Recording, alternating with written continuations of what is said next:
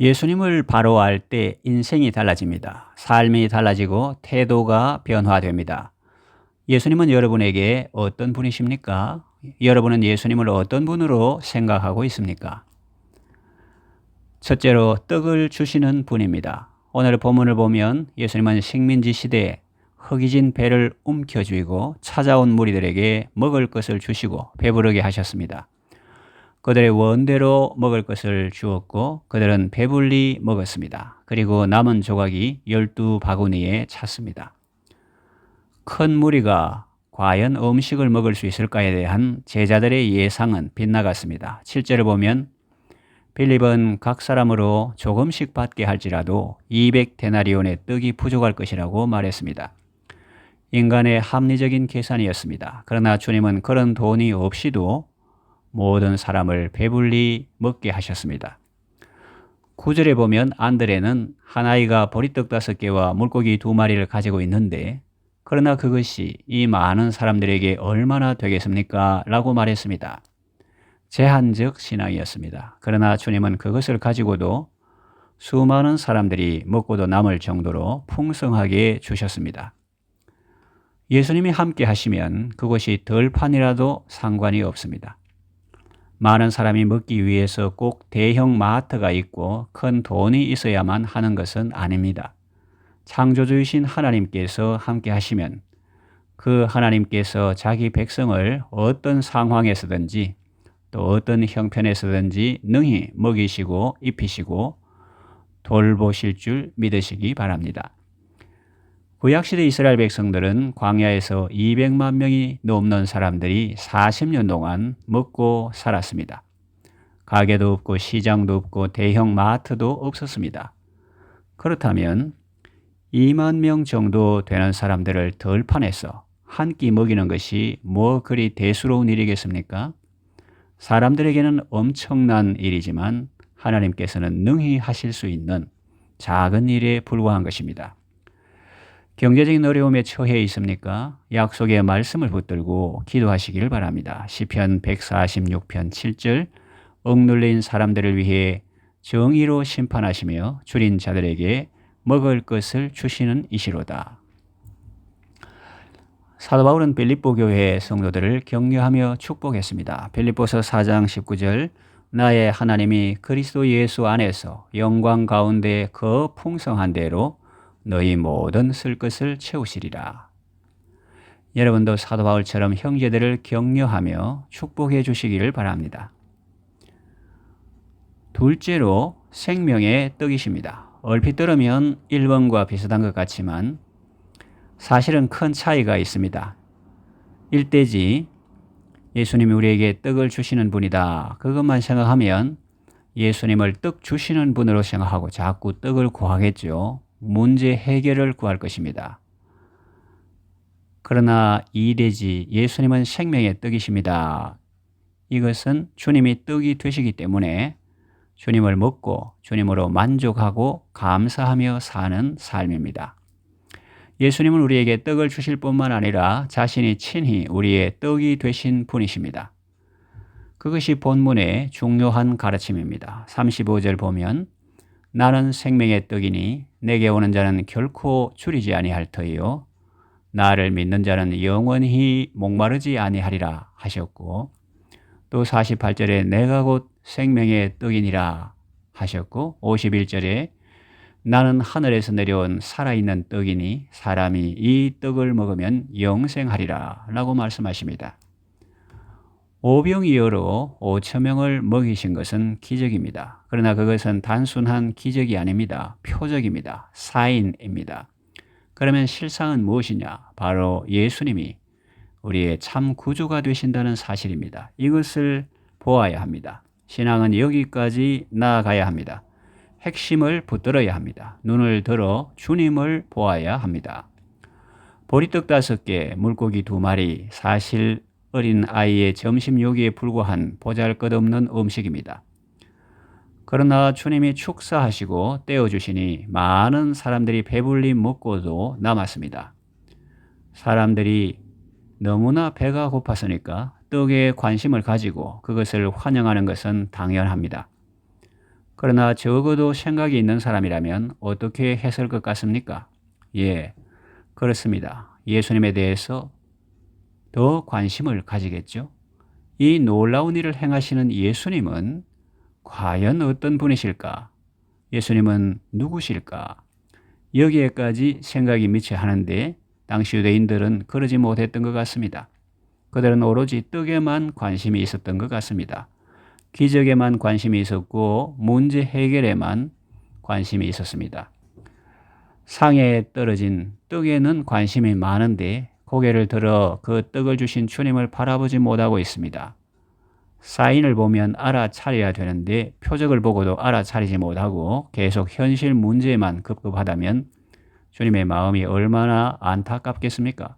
주님만 바라보면 언제나 승리하는 삶을 살 것인데 떡만 바라보니까 근본 문제는 여전히 풀리지 않고 있는 것입니다.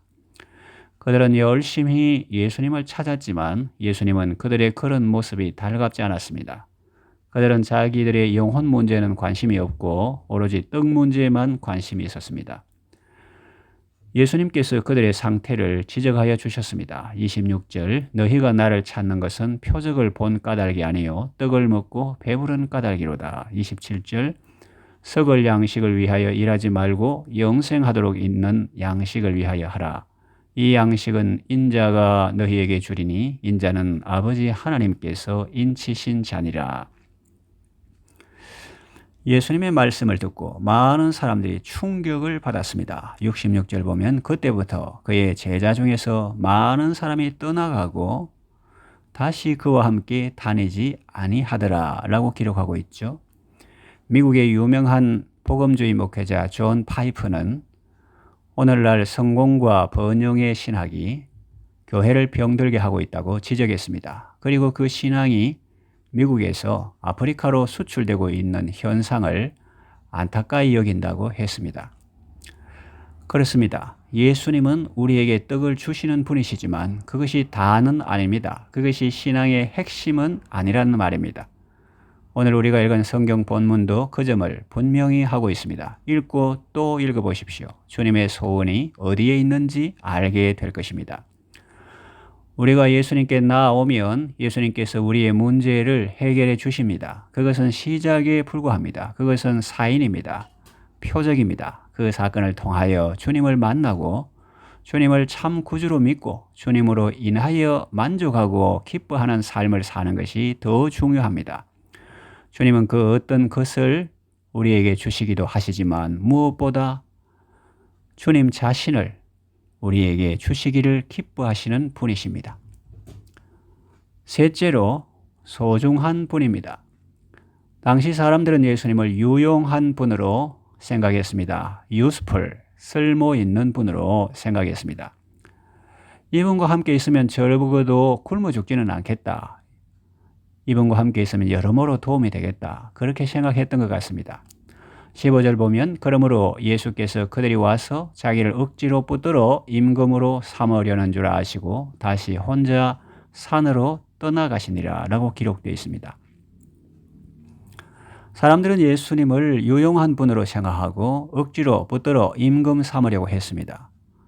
예수님을 사랑하는 것이 아니라 자기 욕심을 더 사랑했던 것이죠. 여러분에게 예수님은 어떤 분이십니까? 유용한 분입니까? 아니면 소중한 분입니까? 대답하기 좀 어렵습니까? 그러면 질문을 바꾸어 볼까요? 여러분이 사랑하는 남편이나 아내, 부모나 자녀는 여러분에게 어떤 사람들입니까? 그들이 유용하기 때문에 같이 살고 있습니까? 아니면 소중하기 때문에 같이 살고 있습니까? 예, 소중하기 때문이죠. 가족은 모두 소중한 사람들입니다. precious. 가족도 그러하거늘 하물며 예수님이겠습니까? 예수님은 너무나 소중한 우리의 주님이십니다. 우리가 억지로 붙들고 임금으로 삼아야 할 분이 아니라 이미 우리의 왕이 되신 분이십니다. 왕들의 왕이 되시고 주들의 주가 되신 분이십니다. 이스라엘 역사의 성군으로 칭송받는 다윗은 왕이신 나의 하나님 내가 주를 높이고 영원히 주의 이름을 송축하리이다 라고 고백했습니다. 하나님을 왕으로 모셨던 거죠. 예수라는 이름의 의미가 무엇입니까? 자기 백성을 저희 죄에서 구원할 자라는 뜻입니다. 나보다 나를 더 사랑하시는 나의 주와 구주시며 나의 하나님이십니다. 예수님은 우리에게 생명과 같은 분입니다. 어쩌면 생명보다 더 소중한 분이지요. 다윗은 유다 광야에 있을 때 이렇게 노래했습니다. 시편 63편 3절 주의 인자하심이 생명보다 나음으로 내 입술이 주를 찬양할 것이라. 하나님의 인자하심과 하나님의 사랑하심과 하나님의 선하심이 자기에게는 그처럼 소중하다는 것을 표현한 것이 아니겠습니까? 이제 말씀을 정리하며 맺으려고 합니다. 나에게 예수님은 어떤 분이신가? 이것을 바로 깨닫는 사람은 평생 주님과 바른 관계를 맺고 살아갑니다. 떡을 추구했던 사람들은 예수님을 떠나갔지만 예수님을 추구하는 사람은 다른 데에 갈 데도 없고 갈 이유도 없습니다. 67절 예수께서 12 제자에게 이르시되 너희도 가려느냐? 68절 시몬 베드로가 대답하되 주여 영생의 말씀이 주께 있사오니 우리가 누구에게로 가오리이까? 69절 우리가 주는 하나님의 거룩하신 자인 줄 믿고 알아사옵나이다. 예수님은 나의 주시며 나의 하나님이신 소중한 분이십니다. 많은 사람들 참된 진리를 모른 채 주님 곁을 떠나갔지만 내가 만난 주님은 참 사랑이었고 진리였고 소망이었소. 난 예수가 좋다오. 주를 사랑한다던 베드로 고백처럼 난 예수를 사랑한다오. 이 고백이, 이 찬양이 여러분의 진심이 담긴 노래가 되고 찬송이 되기를 바랍니다.